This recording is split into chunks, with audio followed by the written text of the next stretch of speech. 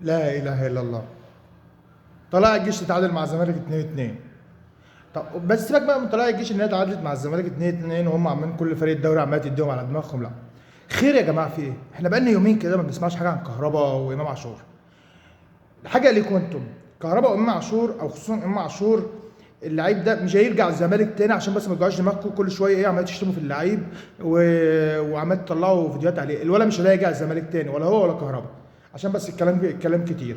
واقعدوا كده خلوه هو حارقكم لغايه ما نشوف اخرتها ايه. كهربا وامام عاشور مش هيروحوا، مش هيرجعوا للزمالك، عشان بس ايه الكلام كتير. ويا ريت الجماهير بتوع الزملكاويه بدل ما يتكلموا كتير يبصوا لفريقهم. انا فريقي اتعادل قدام باتشوكا وفي كاس القارات وخسر بضربات الجزاء. حلو.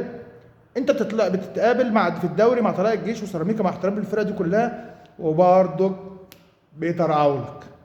فمفيش مستوى، ما تفكرش ان انت عندك مستوى زيك زي الاهلي. وابعدوا شويه عن امام وكهربا، خلي العيال تركز. مش هيرجعوا. سلام.